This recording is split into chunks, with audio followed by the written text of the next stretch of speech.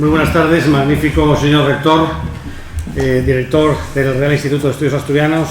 Señoras y señores, estamos llegando al final de este ambicioso ciclo de conferencias que empezamos en el mes de diciembre, historias y perspectivas sobre 40 años de autonomía asturiana. Como os decía, estamos la penúltima de las citas que aquí nos han convocado durante estas semanas para abordar todo lo que ha dado de sí en el ámbito educativo, especialmente de la ciencia y la universidad pública, estos 40 años de autonomía o de estatuto de autonomía. Para eso tenemos una persona que es, yo creo que la única que podía abordar con garantías este ámbito, que es Juan Vázquez, al que le va a presentar. A mi derecha tengo a los dos muñidores de estas ambiciosas jornadas, a Roberto Fernández Llera y al presidente Rodríguez Vigil, que son, como digo, coordinadores de este ciclo de conferencias, y uno de ellos, el presidente Rodríguez Vigil, va a ser el encargado de presentar a nuestro ponente. Le cedo la palabra. Buenas tardes.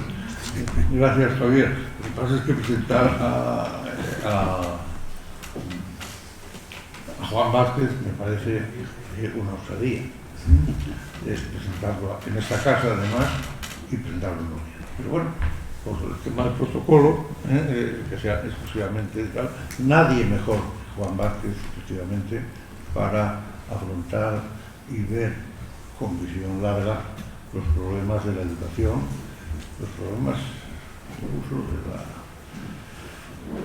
de todo lo que en torno a la educación tiene relación con la economía, con la cultura y, en definitiva, con el futuro de Asturias. No habrá nadie que, a su paso por el doctorado de Oviedo, por su paso por la CRUES, pero antes también, por su conexión con la industria medioambiental de la Universidad de Verano y, sobre todo, los estudios que fueron absolutamente pioneros sobre los sectores industriales asturianos, básicamente carbón, en el que Juan, con lucidez, ya anunció lo que debería haberse hecho muchos años antes de que se hiciera, y si se hubiera hecho muchos años antes de que se hiciera, bastante del daño que nos ha causado el mantener una insensata política en relación con el carbón, pues nos habríamos ahorrado que seguramente en estos momentos en Asturias estaríamos en otra situación. Como el carácter no de profeta, pero sí de conocedor de la economía y de la cultura asturiana, lo tiene sumamente acreditado, yo creo que lo mejor que se hace, en lugar de hacer presentaciones más largas, es escuchar, y eso lo vamos a hacer. Gracias, Juan. ¿Cómo estás? Muy bien. Sí, está. Bueno, muy buenas tardes, muchas gracias, querido Juan Luis. Me consta que lo han atracado, que sobre la marcha le han dicho que diga unas palabras de presentación. Yo se las agradezco muy especialmente porque sé que proceden además de la amistad que tenemos, ¿no? Muchísimas gracias, Juan Luis, muchas gracias, Javier Funceda, muchas gracias a Roberto por haberme invitado a participar en este ciclo, y muchas gracias, director de RIDEA, y por tener hoy entre nosotros a mi querido rector de la universidad, ¿no?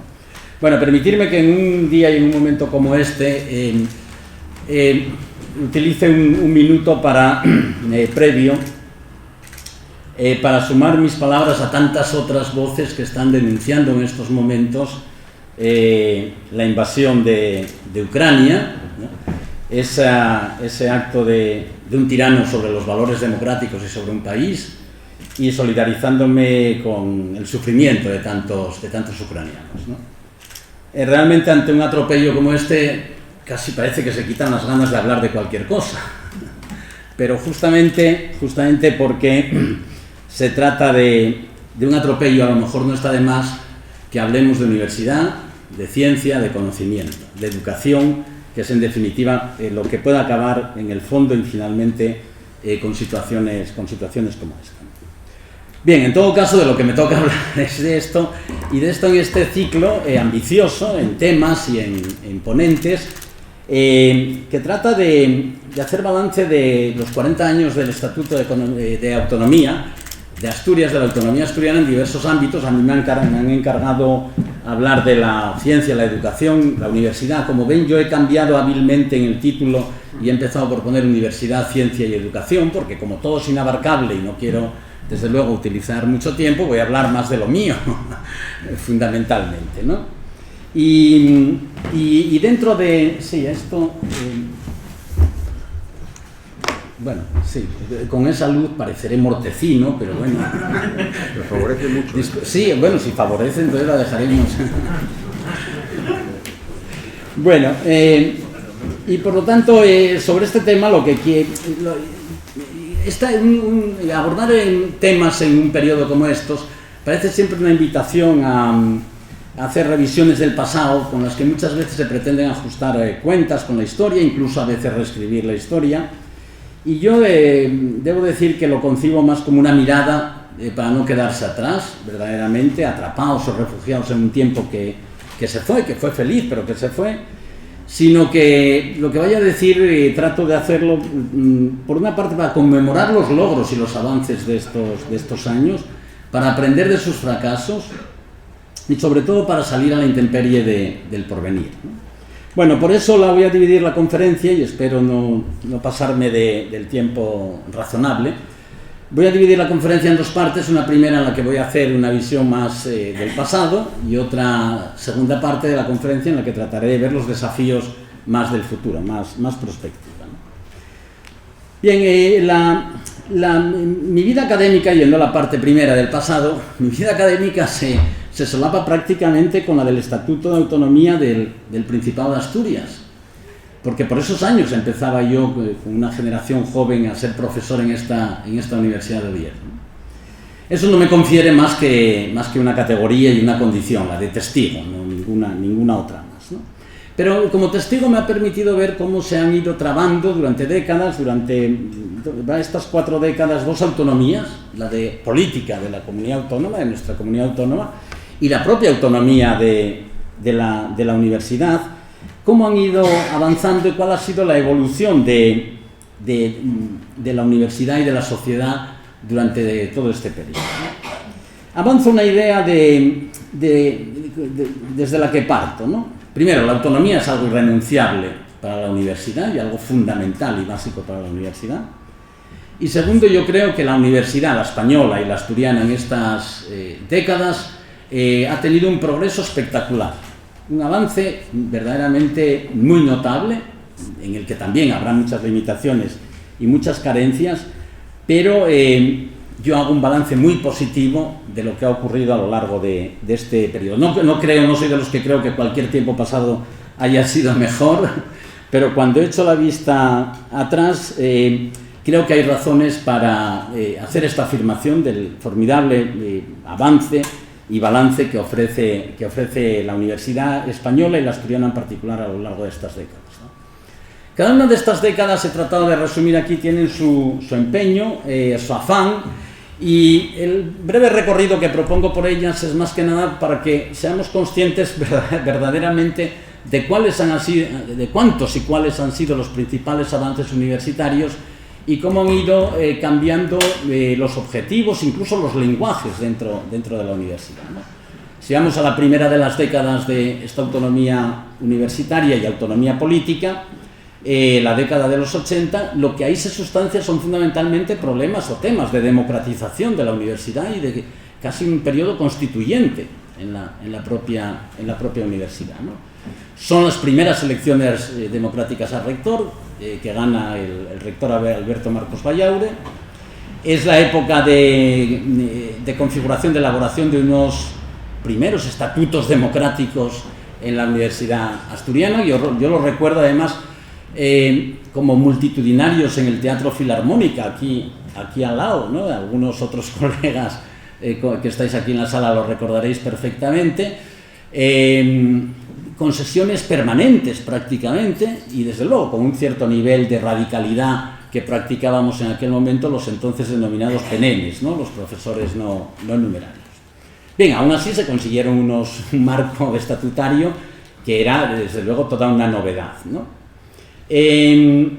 es el momento de una nueva ley de reforma universitaria, la conocida LRU, que viene a sustituir la antigua Ley General de Educación y que comporta verdaderamente cambios en la democratización y participación universitaria muy importantes. Y es un momento en que en la Universidad de Oviedo pues comienza también una época de cambio en los equipamientos, en los campus, en la configuración de los campus, con el inicio del desarrollo del campus del Milán, con todo el simbolismo que tiene, especialmente en aquel momento, cambiar un cuartel por unas instalaciones, un cuartel militar por unas instalaciones universitarias.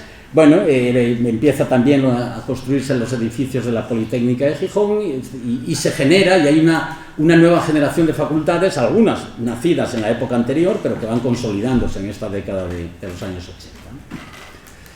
La de los 90, lo que caracteriza a mi modo de ver más fundamentalmente la de los 90, tiene que ver con tres aspectos. Uno, la continuidad de esta expansión de los campus. Hay una especie de estado de obras casi permanente en la universidad en esos momentos, muy fundamentalmente centrado en la culminación del campus del Milán, en el campus del Cristo y en el nuevo campus de Gijón, lo que establece un nuevo modelo de universidad, ¿no? Un modelo físico, me refiero en este momento. Fijaros, dos cosas, algunas de las cuales nos sirven, todavía se mantienen un poco vigentes en este momento, ¿no? Es el momento en que la universidad, no sin resistencias, o con bastantes resistencias, empieza a abandonar el núcleo central de la ciudad de Oviedo para irse al Milán o al campus del Cristo. Recuerdo que los colegas de Derecho hicieron una seria resistencia en aquel momento ante este traslado y salir del caserón de San Francisco, ¿no? Es el momento en que también se descarta otra opción que en algún momento pudo ser posible, que es la opción de hacer un campus único de la Universidad Asturiana en el entorno de Llanera, en el centro de Asturias, ¿no? Y que fue auspiciado incluso por algunas personalidades como Aurelio Menéndez, si no recuerdo mal, etcétera, ¿no? Pero que se descarta. Y es incluso un momento en que se descarta también otra opción de modelo físico de universidad, de crecimiento de la universidad, que era el aprovechamiento de la laboral cuando se construye justamente un campus enfrente, ¿no? Parece que desde el punto de vista de la eficiencia económica lo recomendable habría sido aprovechar los edificios de la laboral, pero probablemente los aromas del franquismo estuviesen todavía demasiado recientes como para que la universidad pudiese asumir que tenía que respirarlos en aquellos momentos, ¿no? Bueno, las otras dos ideas, los otros dos elementos que caracterizan a mi modo de ver esta década son la transferencia, es el momento en que culmina la transferencia de la universidad al Principado de Asturias, y por otra parte la aparición del programa Erasmus, en la década anterior, pero empieza en esta década de los 90 a desarrollarse y a poblarse ya en nuestros centros de estudiantes procedentes de otros países y a enviar estudiantes a otros países, ¿no? En la década de los 2000, que como verán pongo más cosas seguramente porque fue la década en la que yo fui rector y mi subconsciente me ha traicionado, pero no pretendo hacer de esa década algo más importante. Yo creo que es otra década de cambios normativos. Estamos de nuevo con cambios normativos. Es una década que empieza con la LOU, con la ministra Pilar del Castillo, y acaba con la non-LOU y el gobierno de Zapatero, ¿no? Y de la ministra Mercedes Cabrera.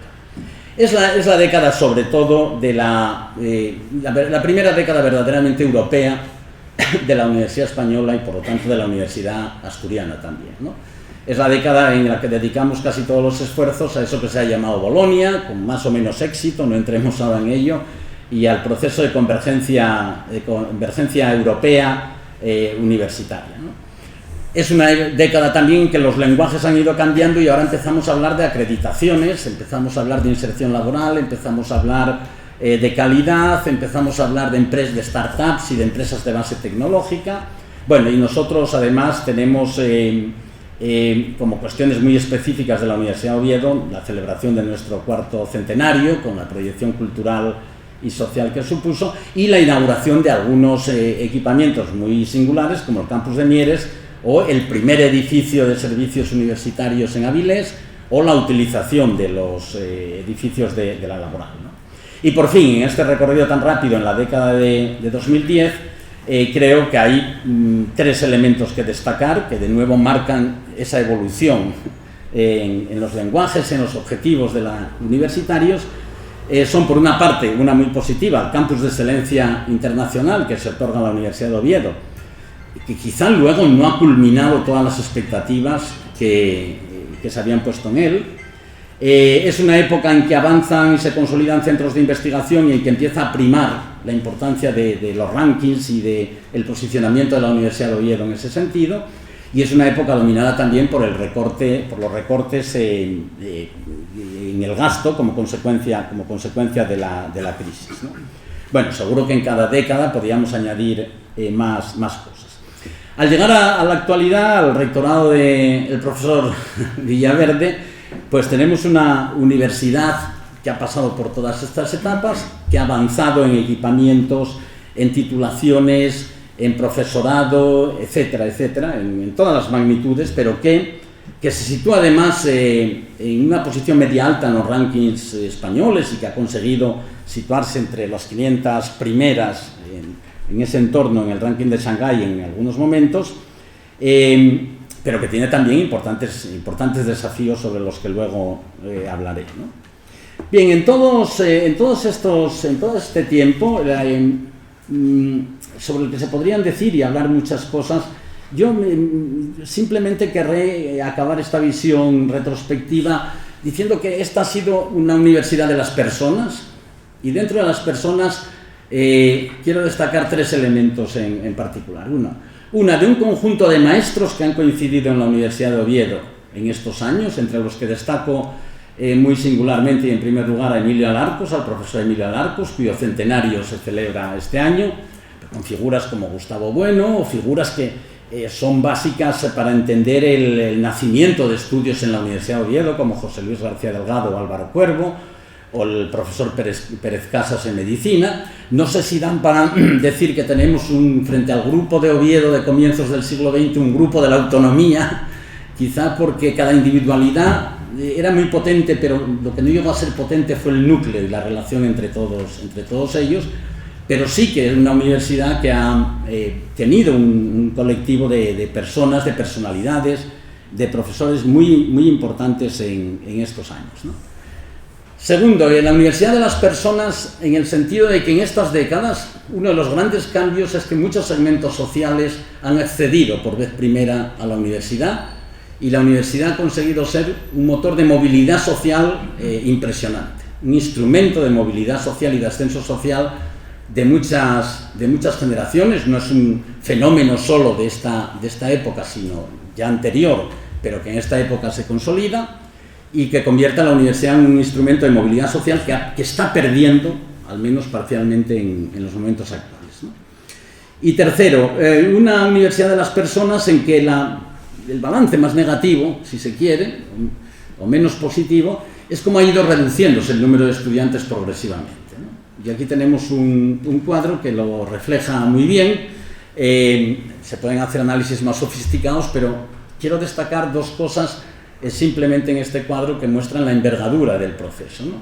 Entre 2006 y 2019, en la actualidad, en los últimos datos disponibles, se han perdido 10.600 estudiantes, que son un 38% de los estudiantes que existían a comienzo de siglo, ¿no? Y fíjense, contra lo que a veces se cree, no se han modificado mucho los porcentajes correspondientes a mujeres frente a hombres, que se han mantenido estables, a ciencias experimentales, que se han mantenido más o menos equilibrado, ciencias de la salud, a pesar de los números clausus y de los límites, ha crecido, humanidades, que se cree que pierde en porcentaje, no pierde. Donde ha habido el descalabro verdaderamente es en las tecnológicas, en las enseñanzas tecnológicas.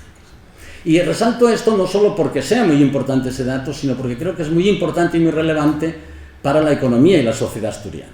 Yo creo que nuestra sociedad, nuestra estructura productiva, un poco las tendencias económicas del futuro apuntan a una necesidad de más vocaciones y de más formación tecnológica, que sin embargo no estamos cumpliendo, no solo por un problema de oferta, no solo por un problema de la universidad, sino por un problema de demanda, por un problema que no existen suficientes estudiantes que aspiren y que quieran y que se sientan atraídos a ir hacia esos estudios, ¿no? Bueno, ¿qué balance finalmente podemos hacer además? Sí, bueno, sí, perdón, antes de ir a ese balance, en estos años de la autonomía, permitirme también una breve referencia al crecimiento que ha tenido toda la I+D, todo el sistema de ciencia y tecnología regional durante estas décadas, ¿no? Verdaderamente el crecimiento ha sido muy importante, partíamos de estar en mantillas y se ha creado una red y un entramado de organismos muy importantes. Han conseguido plasmar algunas grandes iniciativas, verdaderamente, se han ido consolidando progresivamente y tenemos un balance que trato de reflejar en esta diapositiva con elementos positivos y negativos, ¿no? Por ejemplo, el gasto es positivo, la relación de organismos en colaboración con el CSIC, en colaboración con el gobierno del Principado de Asturias, desde luego con participación de la universidad siempre, que se han ido creando y consolidando a lo largo de estos años, ¿no? Y algunos muy singulares en colaboración con grandes empresas, como ocurre con Arcelor o como ha ocurrido con el centro de I+D de ThyssenKrupp, etc., ¿no? Sin embargo, hay otros aspectos en los que los balances no son tan favorables. El gasto de I+D, como se ve aquí, partía de un nivel muy bajo en 2001, crece, es muy reseñable que crece en la primera década de este siglo, hasta alcanzar la cifra más alta por el momento, y después decrece hasta que se va recuperando en los últimos años, ¿no? El gasto en I+D nos sitúa en una posición poco destacada en el conjunto nacional, según los datos que nos ofrece SADEI. Las empresas innovadoras, según un reciente estudio de FEDEA, nos sitúan también por debajo de la media, claramente, ¿no? Es verdad, en cambio, que hay una recuperación en los últimos años, hay algunos problemas organizativos que se están tratando de solventar, han aparecido algunos programas nuevos y ha crecido durante todo este conjunto de años el personal investigador, como se reflejaba de forma clara en la transparencia. Bien, en todo caso, decía, para no alargarme, de este balance de las 4 décadas de la universidad, ¿qué más podemos decir, ¿no? Es algo que requeriría más reflexión, desde luego, que requeriría una profunda reflexión que yo no he hecho. Simplemente me atrevo a plantear tres cuestiones nada más para la reflexión que con una convicción absoluta. La primera, yo creo que la autonomía, podría decirse, si buscásemos titulares periodísticos, podría decirse que la autonomía ha venido bien a la universidad y que la universidad ha sabido estar a la altura de la autonomía en estas 4 décadas, ¿no? Y que los avances universitarios han sido claros, perceptibles, en todos los casos, además, en el conjunto del sistema universitario español. Pero también es verdad que la autonomía, haciendo este balance positivo, la autonomía en el sistema universitario español ha sido un elemento fragmentador, claramente fragmentador, porque se ha vaciado de competencias compartidas a las universidades, ya que queda compartido. Queda la ley universitaria general, queda la política de becas y poco más, ¿no? Y poco más. Y además esto se ha plasmado en 3 elementos un poco disgregadores o diferenciadores, al menos en el ámbito universitario, ¿no? Por una parte, ha llevado a una proliferación de universidades, de manera que en cada provincia, ya no digo en cada comunidad autónoma, en cada provincia ha aparecido una universidad. En segundo lugar, no ha habido coordinación alguna en materia de titulaciones, de manera que el disparate en titulaciones ha acabado siendo notable en algunos casos, con titulaciones muy repetidas, muy solapadas, con universidades cercanas, etcétera, etcétera. Y tercero, se han establecido diferencias en algunos aspectos, como por ejemplo en los precios públicos de las matrículas, diferencias muy sensibles, que responden únicamente a razones territoriales, legítimas razones territoriales, debo decir, pero solo a razones territoriales y no a diferencias de calidad o de coste en las titulaciones, por ejemplo. Por lo tanto, hay elementos positivos y hay luces y sombras, podríamos decir, ¿no? Segunda reflexión que querría hacer, ya más específicamente vinculada a la universidad, a nuestra universidad, a la Universidad de Oviedo. A lo largo de estos años la universidad ha mejorado enormemente y los gobiernos han contribuido indudablemente a ello, ¿no? A pesar de que yo haya sido un rector que me haya distinguido por lo que se distinguen todos los rectores, que es ser, ¿no?, rector, una orden mendicante, que permanentemente pedimos más fondos, hay que decir que los gobiernos se han comprometido en la financiación de la universidad. Fijaros, cuando se hace la transferencia de la universidad, se hace por unos 10.000 millones de pesetas en el año 95, que es un equivalente a unos 60 millones de euros, que actualizado por inflación vendrían a ser unos 105 millones de euros en la actualidad. La diferencia de 105 a 150, que hoy pone el gobierno del Principado de Asturias, o a 200, en torno a 200, o por encima de 200, que es el presupuesto de la universidad, significaría lo que hemos ido ganando en financiación a lo largo de estos años. Es verdad que con una universidad mucho mayor en todo, menos curiosamente en tamaño, en número de alumnos. Curiosamente, ¿no? Por lo tanto, cabe señalar que ha habido ese esfuerzo y reconocerlo, ¿no?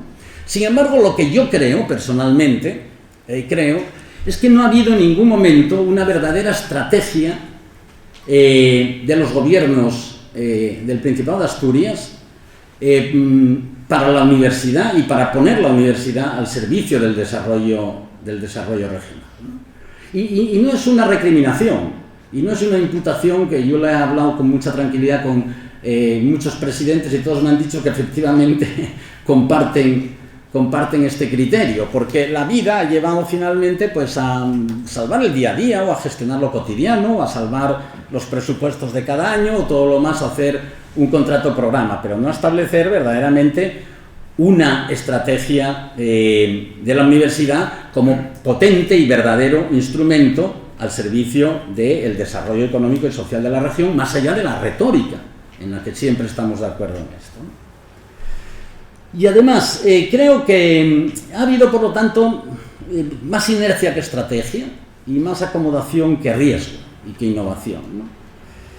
Y también creo otra cosa, creo que la sociedad asturiana, en su conjunto, ahora ya no hablo de las instituciones ni del gobierno, sino de la sociedad civil, ha tenido siempre una posición de respeto, de comprensión, de cercanía y de colaboración con la universidad, ¿no?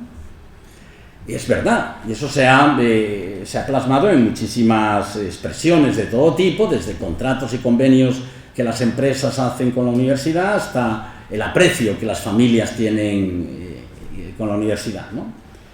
Pero sin embargo ha habido excesiva pasividad también y un gran desentendimiento, ¿no? A lo largo de estas cuatro décadas, la universidad no ha estado presente como elemento central de los debates regionales nunca. Es decir, aquí se ha debatido sobre las cosas más niñas, se sigue debatiendo sobre cosas, a mi modo de ver, menos relevantes. Y sin embargo, los grandes debates sobre el papel de la universidad, sobre la orientación de la universidad, sobre la ciencia, en conjunto, no solo en la universidad, sino en los otros ámbitos, pasan absolutamente desapercibidos y se están dejando detrás, ¿no? Por lo tanto, a la vez que hay respeto y consideración, hay pasividad y desentendimiento, a mi modo de ver, respecto de la universidad, cuando no instrumentalización local, como por desgracia vemos con mucha frecuencia. Bueno, y por último, he dicho que ha habido avances, pero no ha dejado de haber carencias y limitaciones, ¿no? Incluso frustraciones en el devenir universitario durante estas 4 décadas de vigencia en nuestro estatuto de autonomía. Sería largo citarlas, pero es una universidad tradicional, que justamente por ser tradicional tiene ventajas e inconvenientes, es más difícil de modernizar, de actualizar. Es una universidad potente pero poco flexible, es una universidad, a mi modo de ver, con rutinas y con resistencias difíciles de vencer, con vicios corporativos arraigados que muchas veces son difíciles de doblegar, también con enormes potencialidades, pero esas ya las he citado, ¿no? Por lo tanto, una universidad con una agenda aún por cumplir y con unos desafíos que tiene el nuevo equipo rectoral muy importantes para sumarse a la universidad que viene. Y sobre la universidad que viene, y hablando ahora ya en prospectiva, es sobre a lo que quiero dedicar esta segunda parte de mi intervención. Yo creo que lo primero que tenemos que mirar son por dónde apuntan los nuevos escenarios y las tendencias que se están dibujando en el mundo universitario global, ¿no? Lo que no podemos es caer en esas tentaciones muy habituales en Asturias de quedarnos únicamente en lo local, ignorar lo que está ocurriendo, porque en ninguna materia, pero muy particularmente en la universitaria, lo que hay es que sumarse a las tendencias que se están perfilando verdaderamente en el ámbito global, ¿no? Lo que no podemos es gobernar la universidad, como recuerdo que decía de la economía Fuentes Quintana, no podemos conducir la economía mirando por el retrovisor, ¿no? No podemos conducir la universidad mirando por el retrovisor hacia el pasado, sino mirando hacia el futuro.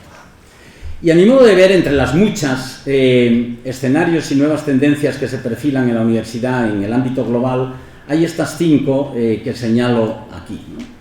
La renovación de la demanda educativa, la ampliación y los desajustes que existen en la oferta, la presión de la competencia, la irrupción de nuevas tecnologías y los cambios que se apuntan en las estructuras y en los esquemas organizativos. Y sobre ellas, rápidamente, sobre cada una de ellas querría decir alguna cosa, ¿no? Primero, se está produciendo una renovación muy profunda de la demanda educativa, una demanda educativa que está creciendo, que tiene cada vez un mayor componente global y transnacional, pero en el que se está operando 3 profundos cambios en su composición, a mi modo de ver, ¿no? Primero, en el carácter de las cualificaciones, ¿no? ¿Sobre qué tenemos que cualificar? En esto está produciéndose un profundo cambio, con una mayor flexibilidad, con mayor diversidad, hacia esquemas de mayor calidad, con un reforzamiento de todas las skills relacionadas con la empleabilidad y con las nuevas tecnologías, que a lo que nos obligan es a revisar el qué y el cómo de las enseñanzas que venimos desarrollando tradicionalmente. Segundo, se está produciendo un cambio profundo en las formas de participar en la educación. Hay cambios en la presencialidad y en la dedicación residencial y a tiempo completo. Los estudios pueden ser de formación a lo largo de toda la vida y no solo en la etapa joven, pero puede ser que en la etapa joven los estudiantes tomen cursos en diversas instituciones con diferentes modalidades y bajo la forma un poco a la carta y no con el menú, ¿no? Y en tercer lugar, creo que hay un cambio que se apunta también en la naturaleza de las credenciales. Hasta ahora las universidades hemos tenido como botón de último recurso el que nuestros títulos eran los habilitantes para el mercado de trabajo. Y por lo tanto, haciendo bien o mal las cosas, por ahí había que pasar, ¿no? Sin embargo, el riesgo es que se diluya la importancia de los títulos formales que otorgan las universidades, porque están emergiendo patrones alternativos.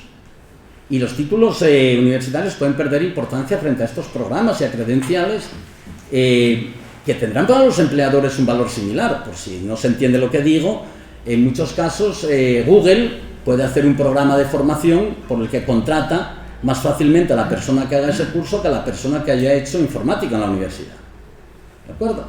Y por lo tanto son 3 elementos esenciales que hemos de tener en cuenta si queremos situar verdaderamente una estrategia de futuro universitario. El segundo es la ampliación y los desajustes en la oferta, ¿no? Desde el otro lado. Hemos visto la demanda, ahora vemos la oferta. Aquí lo que caracteriza fundamentalmente a esto es que se está produciendo una gran recomposición de oferentes en nuevos mercados y, desde luego y sobre todo, con las enseñanzas online, ¿no? Y que además estamos asistiendo a nuevas formas de provisión de esa oferta de las enseñanzas, ¿no? También trato de resumir en tres elementos los cambios que considero que son principales. Primero, están apareciendo más nuevos y distintos agentes proveedores de educación. Ya no solo dan educación y formación terciaria, la universidad, sino las empresas, las corporaciones, las plataformas digitales, entidades diversas. Es decir, Google o Apple, o Telefónica hace una universidad corporativa y da sus enseñanzas. Y esto rompe absolutamente el tradicional monopolio universitario e incluso amenaza la hegemonía de la universidad. Segundo cambio, hay una creciente movilidad de las enseñanzas. Es decir, lo tradicional era que se moviesen los estudiantes y que fuesen los estudiantes los que se marchasen de la Universidad de Oviedo a la Universidad de Harvard o a donde sea a estudiar, ¿no? Bueno, pues ahora lo que vamos a exportar, lo que se está exportando son enseñanzas y titulaciones.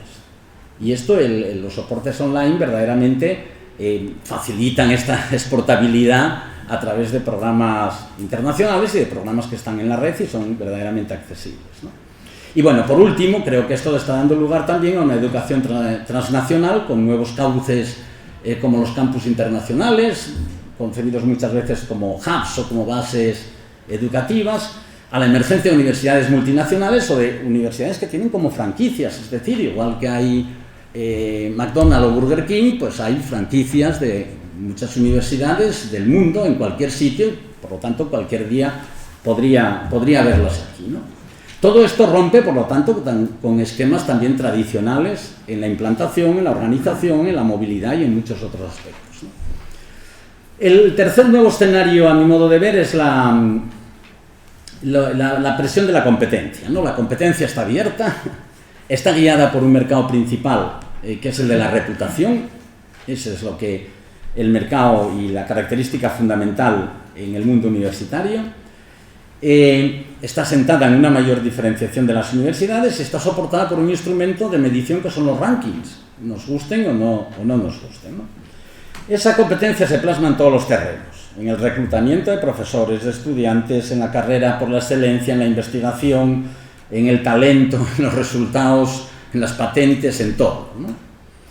Y está conduciendo, a mi modo de ver, a una progresiva diferenciación y a un sistema que yo llamo de unidiversidad, haciendo el juego con la palabra universidad, que es un sistema en que lleva una especie de convergencia nominal. Todas las universidades pretenden lo mismo y, sin embargo, una verdadera divergencia real entre las universidades, porque unas consiguen más y otras consiguen muy poco. Y verdaderamente ya no podemos hablar de sistemas universitarios, sino de universidades que ocupan posiciones cada vez con brechas mayores, ¿no? Bueno, a la vez que tenemos, por lo tanto, abierta la presión de la competencia, lo paradójico, lo singular, o lo curioso, o lo llamativo, es que hay una necesidad mayor de cooperar para competir, porque muchas veces agentes pequeños dentro del sistema no tienen capacidades de competir y, por lo tanto, hay que formar alianzas estratégicas, redes de colaboración, programas compartidos, etcétera, etcétera. La cuarta, muy rápidamente, es la irrupción de las nuevas tecnologías. El aula ya es el mundo, los recursos docentes, sobre todo, están en la red, en abierto, y lo que me importa es que esto es muy conocido, pero lo que me importa es señalar que tiene consecuencias e implicaciones ciertamente disruptivas, absolutamente disruptivas, ¿no? Porque no solo cambian los equipos o los equipamientos, sino que sobre todo cambia el discurso de la educación. Ya no es una educación que tengamos atada a una localización, a un lugar, a un sitio, a unos modos, sino que se desacopla absolutamente de todas las restricciones relacionadas con el espacio y con el tiempo, ¿no? Los estudiantes ahora quieren estudiar a la carta, donde quieran, cuando quieran, lo que quieran, como quieran. Y por lo tanto ya no es muy distinto de la visión tradicional que teníamos, ¿no? Las experiencias de aprendizaje están dentro y fuera de las aulas. Los roles, nuestros roles como educadores, como profesores, tienen que ser distintos. Las estructuras, los equipamientos, los sistemas, todo se altera verdaderamente, con reglas hasta los modelos organizativos generales, todo se altera verdaderamente con la irrupción de estas nuevas tecnologías, ¿no? Y hay una amenaza de fondo, ¿no? Yo creo que es la potencial desigualdad, la creciente desigualdad o la creciente diferenciación que puede haber en el futuro entre una élite personalizada, una élite que se permite asistir a una enseñanza personalizada en universidades de élite, es decir, los pocos que puedan ir a Harvard, frente a esos selectos segmentos, una masificación de enseñanzas estandarizadas, aunque sean de la propia Universidad de Harvard a través de MOOCs, ¿no? Online, que además privan a los estudiantes de las vivencias que a mí me parecen fundamentales que tienen la vida y la experiencia y el periodo universitario. Y el quinto cambio organizativo, la quinta tendencia y el nuevo escenario que se abre, a mi modo de ver, está en los cambios organizativos, de funcionamiento y de estructura, ¿no?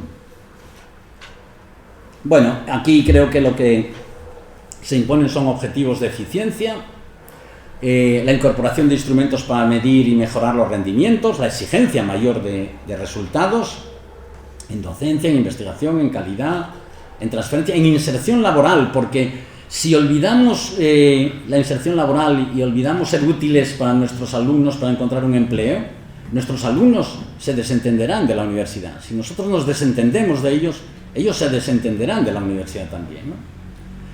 Se abren camino nuevos modelos organizativos que priman un carácter más gerencial, más descentralizado, más flexibles, más cambiantes, con tareas y posiciones que hay que revisar de arriba abajo. Yo recuerdo que como rector a mí siempre me daba muchos dolores de cabeza lo que llamaba la dichosa RPT, ¿no? La relación de puestos de trabajo. Bueno, pues esa relación de puestos de trabajo no habrá cambiado mucho desde el año que yo era rector a la actualidad, pero el mundo ha cambiado radicalmente, y si no cambias esa RPT y esas funciones y las adecuas al momento presente, no puedes funcionar bien, ¿no? Razonablemente, ¿no? Bueno, esto llevaría a una revisión de los sistemas de gobierno universitarios, y la discusión sobre esto nos llevaría muy lejos, y los modelos son muy variados, ¿no? Simplemente yo quiero invocar aquí que creo que cada vez más hay que profesionalizar y vincular al mérito, más que a otras razones, la elección de rector, y que hay que dar más capacidades al rector y al equipo de gobierno para que pueda funcionar eficazmente, porque si no es imposible, ¿no? Y bueno, se plantea la necesidad de revisión de los esquemas de financiación. Es indudable, la financiación no puede ser exactamente igual también hace 20 años o 40 que es ahora en una era digital, y creo que en la financiación tiene que ser mayor, por una parte, pero distinta, más diversa, con mayores fuentes de procedencia, valorizando más y obteniendo más rendimientos de la actividad universitaria, de los productos y de los servicios universitarios, y que se abre además una tendencia peligrosa, que es una tendencia de reducción de la financiación pública y de mayor participación de la privada o de la soportada por usuarios, como se está viendo por el interés de los grandes fondos de inversión por universidades privadas en España, que podría amenazar el sentido que yo tengo y que muchos tenemos de educación como bien público, ¿no? Verdaderamente. Bueno, pues para acabar ya, todas estas nuevas tendencias, ¿a qué retos nos llevan en la Universidad de Oviedo? Bueno, debo decir, ante todo, señalar que no pretendo de ninguna manera ni dar consejos, ni señalar líneas, ni decirle al rector y al equipo actual lo que tienen que hacer, porque por una parte lo hacen muy bien y por otra parte acaban de lanzar además unos planes estratégicos que yo creo que están justamente en línea de modernizar esta universidad, de mover esta universidad y de hacerla avanzar en torno a objetivos, en algunos de los cuales seguro que coincidimos con lo que yo vaya a señalar a continuación, ¿no? Bien, de forma muy resumida, en esta y en la siguiente diapositiva, y con esto concluyo, quiero señalar algunos de los aspectos, no exhaustivamente, algunos de los aspectos que creo que son fundamentales para renovar y poner al día a la Universidad Asturiana, ¿no? Bueno, la primera cuestión tiene que ver obviamente con las enseñanzas y con el planteamiento de para qué empleos tenemos que formar, ¿no? En Asturias vivimos esta situación muy curiosa en que sobran y faltan empleos a la vez. Y aunque esta sea una cuestión que no se dirime ni se solventa exclusivamente en la universidad, sino de manera muy importante en la FP, en muchos aspectos, la universidad y la oferta universitaria es muy importante también que se revise, ¿no? Esto nos obliga a una revisión de la oferta de estudios para adaptarla a las necesidades del sistema productivo y del sistema social asturiano y de las estrategias de la región. Hasta ahora la universidad en el diseño de las titulaciones ha conducido más por estímulos de oferta que de demanda. Es decir, ¿qué es lo que tenemos? Y con lo que tenemos ofrecemos estudios. Pero no hemos captado cuáles son las demandas de la sociedad para tratar de responder a esas demandas, ¿no? Y a veces incluso cuando lo hacemos no conseguimos algo muy importante, que es atraer a los estudiantes hacia perfiles muy demandados. Si antes señalaba la caída en tecnológicas, es justamente por esto. Es decir, podemos estar convencidos que las carreras tecnológicas tienen alta demanda, van a tener buen empleo y podemos ofertar más por parte de la universidad, pero si no funciona la demanda, si los estudiantes no vienen, si no hemos detectado cuáles son las razones, si no hacemos planes de estímulo para atraerlos, no habremos conseguido más grandes cosas, ¿no? Y creo que la universidad, en nuestra universidad, la Universidad de Oviedo, hay un elemento además muy importante y sobre el que se puede actuar, que es repensar claramente el mercado de máster. Los máster en este momento, algunos tienen un número muy bajo de estudiantes, en los máster algunos están solapados unos con otros. Los máster, por cierto, tenemos la ventaja, rector, de que no provocan grandes cataclismos locales y además tenemos la ventaja también de que es más fácil actualizarlos. Hay mucha mayor flexibilidad que en una titulación de grado para poner en marcha nuevos máster, ¿no? El segundo bloque de actuaciones sería cómo formamos. Hemos dicho que hay una revolución absoluta en las metodologías y en los soportes de las enseñanzas. Y por lo tanto hemos de responder también a ello, ¿no? Yo creo que esta no es una cuestión solo de equipamientos. A veces pensamos que poniendo más pantallas o haciendo más PowerPoint o todo esto, somos capaces de responder a eso. No, yo creo que es una cuestión de planteamientos. Además de equipamientos, obviamente, pero de planteamientos. Y creo que exige una revisión profunda de los contenidos y de los enfoques de lo que venimos haciendo. Y que tenemos que mejorar nuestros módulos, por ejemplo, introducir microcursos que se adapten a necesidades formativas específicas, o detectar donde hay cuellos de botella y problemas de rendimientos para el empleo de los titulados que tenemos que resolver. Bueno, voy rápido para no alargarme ya. Tercer lugar, ¿con qué profesores vamos a hacer esto, ¿no?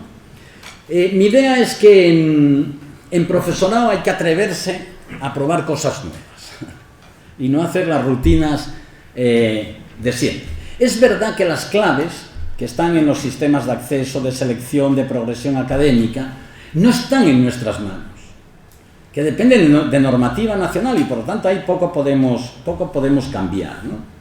Pero sí que podemos cambiar algunas cosas que están en nuestras manos y que tenemos que hacer, ¿no? Tenemos que tomar muchas medidas para atraer más talento, priorizar políticas de talento en profesores, en investigadores y en estudiantes de excelencia, con programas de todo el tipo que podamos poner en marcha. Tenemos de una vez que pasar de la retórica a los hechos en rejuvenecer las plantillas.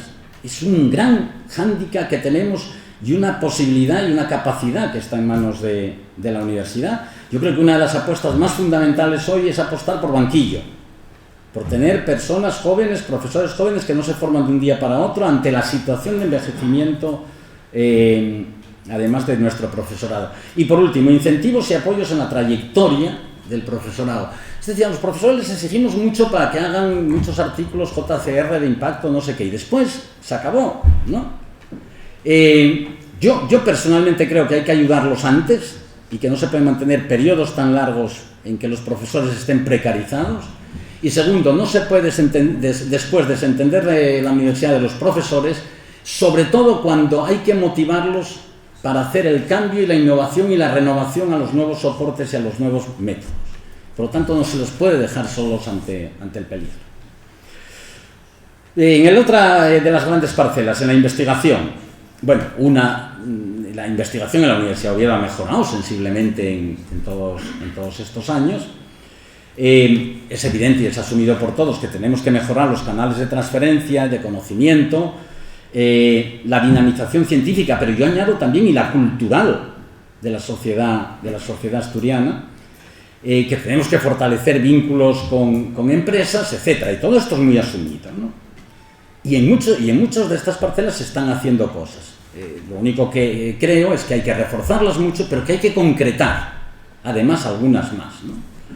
Me uno aquí a algo que decía un predecesor en este mismo ciclo, el presidente Juan Luis Rodríguez Vigil, que apelaba a la sanidad como uno de los elementos claves en que la investigación universitaria, desde muy diversas parcelas, puede concentrar esfuerzos y reunir colaboraciones, universidad, otras instituciones del Principado, y mejorar sensiblemente los niveles de investigación y los niveles de bienestar social, ¿no?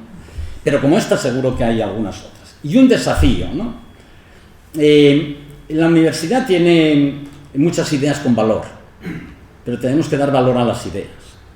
Y lo que tenemos que procurar es que no solo hagamos el planteamiento de poner euros en investigación, sino de transformar la investigación en euros, también para el rendimiento y la mejora de nuestro nivel de bienestar y de crecimiento económico y social, ¿no? Bien, he aludido antes a las transformaciones disruptivas y los nuevos paradigmas que comportan las nuevas tecnologías, ¿no? Diré rápidamente para no alargarme. Impulsar la digitalización en la que esta universidad fue pionera hace unos años. Aquí empezamos, ahora se celebran los no sé cuántos años rector del G9, ya 25. La Universidad de Oviedo era la pionera del G9 en el campus virtual, en poner en marcha cosas e instrumentos que hemos utilizado 20 años después. Yo creo que nos hemos quedado absolutamente atrás. Y creo que esta es una clave, la digitalización de la Universidad de Oviedo y el uso de la inteligencia artificial. De nuevo, no se trata solo de tener más aparatos. Hemos visto durante la pandemia que hemos tenido que dar las clases mirando un ordenador, cosa que no es del siglo XXI, ¿no? Pero no es solo eso, es que tenemos además que utilizar inteligencia artificial, Big Data, otras tecnologías que a mí se me escapan, para algo que es muy importante y en lo que creo que se juega el futuro de las universidades tradicionales, que es en la personalización de las enseñanzas. Hacia ahí van las grandes tendencias. Y además, en incorporar, sé lo difícil que esto es, pero en incorporar en todas las materias contenidos transversales de pensamiento y herramientas computacionales. Es decir, yo creo que esta es la lengua por la que hoy sí que hay que apostar, la lengua que hoy sí que hay que hablar, ya no solo el inglés. Es que esto forma parte de la alfabetización de la sociedad actual. Y desde niveles previos a la universidad, todas las materias tienen que tener contenidos de este tipo. Eso creo que es un gran hándicap, creo que es una gran tarea. Sé que no es fácil, sé que es decirles a mis colegas de la Facultad de Económicas, empezando por mí mismo, que tenemos que explicar el comercio internacional incorporando elementos que permitan analizar los flujos a través de técnicas de Big Data. Y empezamos por no saber hacerlo, ¿no? Pero ese es uno de los grandes desafíos que tenemos por delante. Bueno, termino ya ahora sí.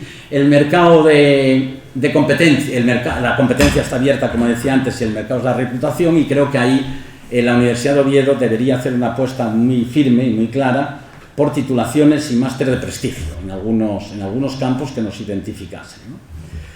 Y tenemos que reformar verdaderamente aspectos organizativos, de personal, de procedimientos en el gobierno, en la gestión cotidiana, en la financiación, ¿no? Yo creo que lo que caracteriza a las universidades de mayor prestigio en el mundo son tres cuestiones, ¿no? Que es la concentración de talento, la abundante financiación y una gobernanza ágil y profesional. Y por lo tanto, si en toda esta agenda de tareas hubiese que elegir unas pocas, creo que estas serían las prioritarias. Tenemos muchos desafíos, rector, mucho ánimo con ellos a ti y a tu equipo. Tenemos una universidad que empieza a tener cada vez más apellidos de dual, de emprendedora, de innovadora, que está muy bien, pero que yo creo que no debe perder nunca la esencia del nombre propio. Universidad como forma de vivir, como forma de relacionarse con el conocimiento, con la ciencia, con la cultura, como un modo de compartir verdaderamente valores, curiosidad intelectual, compromiso personal y social, como un modo de conseguir verdaderamente ese gran objetivo de la educación que, según uno de los grandes pensadores de nuestro país, Giner de los Ríos, Francisco Giner de los Ríos, consistía en llegar a dirigir con sentido la propia vida. Muchísimas gracias.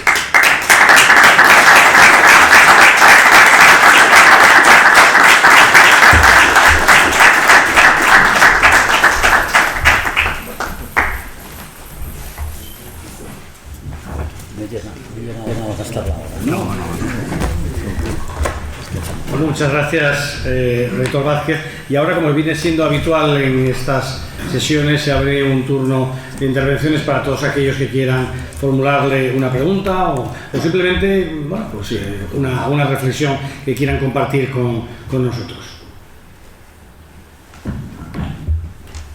Presidente Virgilio. Bueno, Juan, yo creo que has dado una conferencia magistral que debe quedar digamos,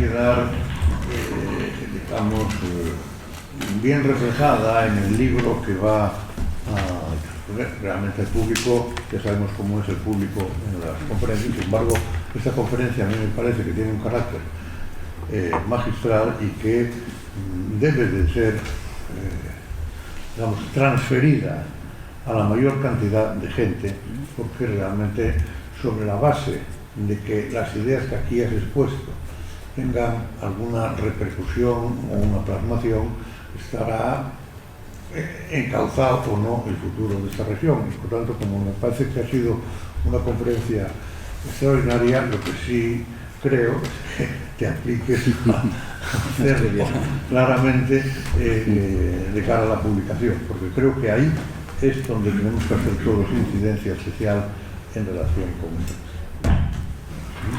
Bueno, muchas gracias, Juan Luis. Estoy en ello, como se dice habitualmente, y lo malo es que muchas veces cuando se dice estoy en ello es la forma de no asumir el compromiso, pero me comprometo contigo a que lo que he empezado lo terminaré y la dejaré por escrito también. Sí, Roberto, por favor. Bueno, Juan, igualmente felicitarte. Gracias. No añado nada a lo que dice Juan Luis, una magnífica conferencia, pero voy a intentar pinchar un poco. Sí, sí. Yo, cuando eras candidato a rector, yo estaba en la Facultad de Ciencias Económicas, que hoy ya no somos de ciencias, por cierto, y te hacía una pregunta. ¿Qué opinas como candidato del campus de Avilés? Y no me equivoco, digo de Avilés. Sí, sí. Y esto lo ligo con uno de los grandes problemas que tiene Asturias y que lo dabas de pasada, que es el problema del localismo, ¿no? Esta pregunta se la hice hace unas semanas aquí a Alfonso Palacio hablando de cultura. El mal que tiene Asturias con el localismo. ¿Quién hace la política universitaria? ¿Quién debe hacer la política universitaria? El gobierno del Principado, el rectorado, las alcaldías, porque a mí esto último ya me da un poco más de coraje. Entonces, en fin, por eso digo que iba a pinchar la pregunta. Sí. O los sindicatos mineros. Eso añade Juan Luis. No, gracias Roberto. Lo malo es que no me acuerdo que te contesté en aquel momento. Entonces, bueno, tengo a mi favor que el paso de los años hace a veces cambiar de opinión. No, está claro. Yo siempre mantuve, creo, si no me falla la memoria, creo que siempre he mantenido que no debía haber más campus para la Universidad de Oviedo de los que existen, ¿no? Y sin embargo, con Avilés en aquel momento, por muchas razones, sí que creímos conveniente crear un centro de servicios universitarios, pero cuidado, la distinción es notoria, no es un campus nuevo, es un centro de servicios universitarios de acuerdo con el Principado de Asturias y, por cierto, con la participación muy clave de una persona que hoy está aquí, que entonces era director general de universidades, que era Rodolfo Gutiérrez Palacios, ¿no? A quien se debe, sobre todo, una iniciativa como esa. Pero ambos tuvimos muy claro, gobierno del Principado y universidad, que no era abrir un campus más, sino que era atender unos servicios universitarios en una ciudad que se los había ganado por diversos motivos, ¿no? Y por lo tanto, esa es lo que yo mantenía siempre, lo que creo que te había dicho en aquel momento. En todo caso, en campaña a veces pues uno se ve obligado a no decir las cosas del todo claras, pero bueno, en esto yo siempre fui rotundo.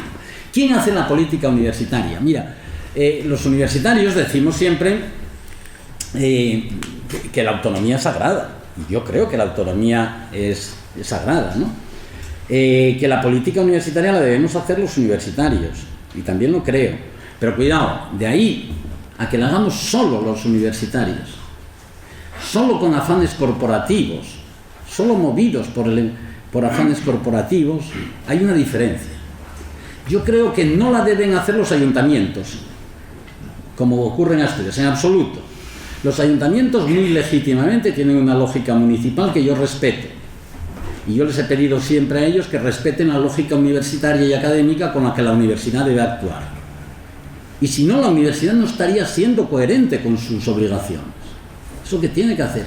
Y además, en un sitio pequeño como Asturias, no podemos dejar de contemplar la universidad como un conjunto, no como una fragmentación de equipamientos que hay en cada municipio. Pero sin embargo, sí que creo que los gobiernos, el gobierno del Principado de Asturias debe marcar líneas estratégicas, porque es el representante de la sociedad que debe decir a la universidad lo que la sociedad espera de ella. Y es lo que yo reprocho a veces lo que decía en mi conferencia, que reprocho incluso a los gobiernos no haber tenido esa capacidad estratégica. Yo no quiero que me digan cómo lo voy a hacer, pero quiero que me digan que hay unos objetivos a los que la universidad debe responder en investigación o en titulaciones. Es decir, mire, yo necesito más ingenieros en esta región, o yo quiero apostar por el sector agroalimentario y quiero que las enseñanzas de la universidad se orienten en esa dirección. Luego hágalo usted.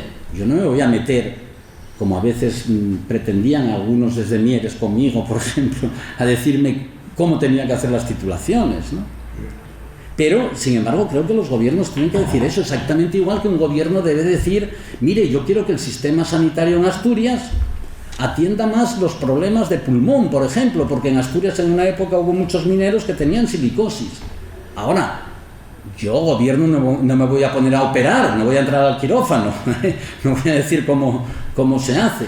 Y por lo tanto yo reivindico la autonomía universitaria y la capacidad que la universidad tiene de hacer su política con la capacidad que el gobierno tiene de representar a la sociedad, que representa a la sociedad asturiana, y marcar pautas generales y estrategias generales para la universidad, cosa que en los 40 años de autonomía creo que ha hecho muy raramente. Sí, por favor. Yo quería hacer la pregunta casi a la inversa, o complementaria. ¿Crees que, bueno, enhorabuena, por supuesto, ya estoy como en casa escuchando lo que me interesa realmente, pero ¿no crees que la propia universidad, que recibe de la sociedad asturiana toda su financiación, entre otras cosas, no debería desempeñar un papel de liderazgo sobre la sociedad asturiana y sobre el futuro de la sociedad asturiana? Sí, desde luego, claro. No, Alberto, no, eso sin ninguna duda. Y en el fondo algo de eso remitía mi apelación que hay que utilizar en un doble sentido. Mi apelación de decir, bueno, la sociedad asturiana ha sido demasiado pasiva con la universidad. Le ha pedido poco. Ha sido muy comprensiva. La universidad es una de las instituciones más apreciadas, creo, más respetadas, por suerte, ¿no? Pero yo creo que la sociedad tenía que haberle pedido más cosas, seguramente. Por eso yo decía antes, creo que no ha estado la universidad en los debates regionales. Aquí hemos debatido y seguimos debatiendo de cosas absolutamente inanes, ¿no? Verdaderamente. Pero ¿cuándo hemos hecho un gran debate sobre orientaciones de la universidad, sobre problemas de la universidad? ¿Cuándo ha calado? ¿Cuándo un programa electoral ha llevado una parte consistente de peso sobre la universidad? ¿Cuándo en campaña electoral se ha hablado de esto? Pero hemos hablado de todo, de las líneas de autobuses o de lo que sea, pero no de la universidad, ¿no? Yo creo que la sociedad debería haber sido más exigente con la universidad, y creo que la universidad pues también debería ocuparse más y desempeñar mucho más ese papel de liderazgo. Cuando yo terminaba mi exposición, en el fondo era esto lo que quería decir, ¿no? La universidad, probablemente a esta universidad más actualizada, a la que le estamos poniendo apellidos, innovadora, emprendedora, dual, etcétera, deba reivindicar todavía mucho más un papel que nunca debe perder, porque es la esencia de la universidad, es el papel de liderazgo cultural, el papel de formar a las personas, el papel de transmitir valores y defender valores, el papel de la crítica, el papel de la educación que nos hace libres y que es un elemento de movilidad. Porque si no, tenemos una universidad puramente instrumentalizada y no una universidad que responda a las verdaderas esencias que la universidad tiene que tener. En esto la sociedad tiene que ser más exigente con nosotros y nosotros más con nosotros mismos. Yo comprendo que muchas veces los profesores jóvenes obsesionados por escribir más artículos y más JCRs y no sé cuánto, pues los pobres hacen lo que hacen. Bueno, pues no sé, los mayores debíamos dedicarnos por lo menos a hacerlo o quitarles un poco de presión en ese sentido. Esto es parte de lo que se ha perdido. Grandes maestros, yo citaba antes grandes maestros de la universidad, Larcos, Gustavo Bueno y otros grandes maestros que ha habido en la universidad, practicaban mucho más esto seguramente que lo hemos practicado nosotros ahora. En ese sentido la universidad ha perdido parte de su potencial, de sus esencias, ¿no? Yo personalmente la reivindico. Muchas gracias, profesor. Juan, al hilo de los riesgos que comentabas en la primera fase de tu charla, a mí me gustaría comentar una anécdota personal que he vivido recientemente en relación con un máster que han organizado 4 grandes multinacionales farmacéuticas sobre el entrenamiento de las personas que van a trabajar con ellas. Yo estaba hablando con el director del máster y, en fin, cambiamos detalles de esto, que vamos a hacer esto, lo otro. Y yo le pregunté en este momento, ¿y con qué universidad vais a hacer el máster? ¿O estáis haciendo el máster? Dijo, con ninguna. Nosotros solos. Claro. Y yo le contesté, pero entonces tenéis un problema de reconocimiento del título. Dijo, no nos preocupa en absoluto. Claro. La gente que vamos a formar son la gente que va a trabajar con nosotros. Claro. Está justo en lo que estabas diciendo. Claro. Y es uno de los grandes riesgos de los que la universidad tiene que ser consciente y que tiene que servir para espabilar verdaderamente, ¿no? Pero, si me permitís un apunte en relación con lo que acaba de decir Pedro. Google ha lanzado una iniciativa que va a poner patas arriba completamente el modelo. Y es que Google ha lanzado, lleva tiempo con una especie de proyecto de universidad corporativa, pero lo bueno es que va a ser gratuita. O sea, todos los cursos que va a hacer va a ser gratuito. Quien va a sufragar el coste de esa formación son las propias empresas que van a necesitar a esos trabajadores que va a formar Google. Sí, sí. Luego lo que les dice, vosotros vais a pagar la formación de ese conjunto de profesionales que luego se incorporarán a vuestras empresas y yo me encargaré de formarles en nombre vuestro. Y eso va a cambiar el modelo, como lo cambió la plataforma FX, ¿no? En el momento de decir, mire, yo a usted le doy formación para ser ingeniero aeronáutico, ahora eso sí, si usted quiere tener un título o una certificación de que es ingeniero aeronáutico por el MIT, entonces ustedes pagan, ¿no? ¿Y paga para qué? Para obtener la certificación, porque la formación lo tiene gratuita, ¿no? Claro. Por eso es evidente, ¿no? Yo creo que esas tendencias que yo trataba de señalar, desde luego, mejor expuestas y más ampliamente, y seguramente con algunas otras, son las que merecen la pena la reflexión y los debates, ¿no? Y una primera cuestión sobre la que hemos de reflexionar es esto, ¿no?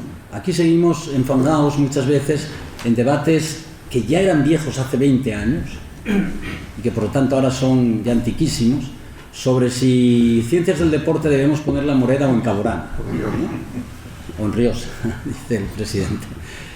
Y los grandes debates son estos otros. Lo otro es entretenernos, lo otro es engañarnos, ¿no? Lo otro es una vida hacia adelante que nos conduce a nada. Y por lo tanto, yo animo mucho al rector y al equipo rectoral a persistir en esa idea valiente con la que han lanzado temas de este tipo, planes para que sean discutidos.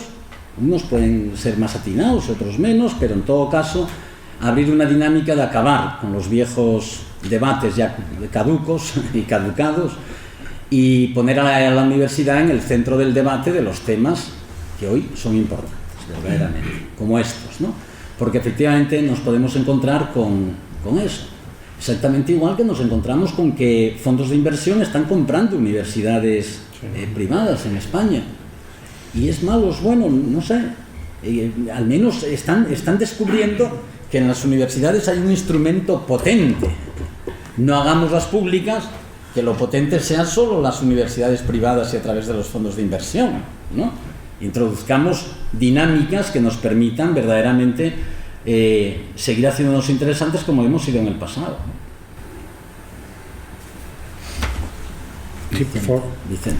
Y quería hacer un comentario en la línea de la formación no fuera de la universidad, que copará mercado de trabajo, oferta y demás. No hay que ir tan lejos. Me voy a centrar en la capacidad de puestos de trabajo de la cultura. En Asturias, desde 1990, a mí me tocó en el Principado prácticamente en primera línea aquellos temas, funcionan unas enseñanzas artísticas con titulación superior al margen y fuera de la universidad. Las hay de artes escénicas y tal, las hay musicales, las hay plásticas, están las titulaciones, digamos, de FP3 superiores, y quitando la escuela de Avilés, de Gijón, y de artes y demás de Oviedo, tenemos todo centrado en Avilés. ¿Por qué? Tanto las titulaciones superiores de entrenadores de esto y de otro, que comen el campo y se solapan con la educación física y el deporte de titulación universitaria, tenemos la escuela de restauración de bienes históricos, patrimonio y demás, que ya es grado, fuera de la universidad. Tenemos el diseño artístico industrial que es grado, y que de aquella la LOLSE las creó, las equiparó a titulaciones universitarias de grado medio superior, pero las dejó en un limbo jurídico, dependientes de la consejería, que casi siempre se fue equiparando al tratamiento de las enseñanzas medias, con una problemática tremenda profesional y en la calle, y cubren un mercado laboral tremendo. Hay una oferta, hay una demanda, y además la demanda de ese tipo de enseñanzas es muy vocacional, y las tenemos al margen de la universidad, y la mayoría de ellas fue campus con que prácticamente se le dijo a Avilés: no hay más campus en la Universidad de Oviedo, pero retirar por la línea esta, que son enseñanzas superiores. Sí. Y ahí están al margen, y tienen una gran importancia por la importancia de creación de puestos de trabajo que tiene la cultura, que lo solemos olvidar. No, desde luego, pero no necesariamente todo debe ser universitario, ¿no? También. En España hay un problema irresuelto desde hace mucho tiempo, desde siempre, que es que, a diferencia de otros países donde hay un segmento de enseñanza superior no universitaria muy consolidado y muy identificado, en España ha quedado ahí, ¿no? Y esto ha generado siempre reivindicaciones y problemas de si una cosa debe estar en la universidad o no debe estar.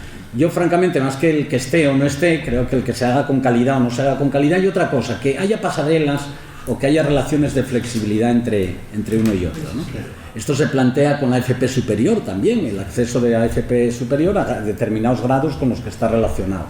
Yo soy partidario de eso más que de la discusión de si debe tener un carácter o debe tener otro carácter, ¿no? Sí. No. Hay una cosa que me ha llamado mucho la atención de tu conferencia, pero es precisamente ese juego de libertades zonal de elección. Estaba dándole vueltas a cosas como, por ejemplo, como una escuela de la Marina Mercante, una facultad o un centro tecnológico como el Politécnico de Gijón. Bueno, claro, es que la capacidad de titulaciones que respondan a nuevos retos tecnológicos de la industria asturiana, por ejemplo, pienso en la industria naval. ¿Por qué no hay aquí un departamento dentro del Politécnico de Ingeniería Naval, con todo el potencial que tiene el futuro? El futuro mucho más.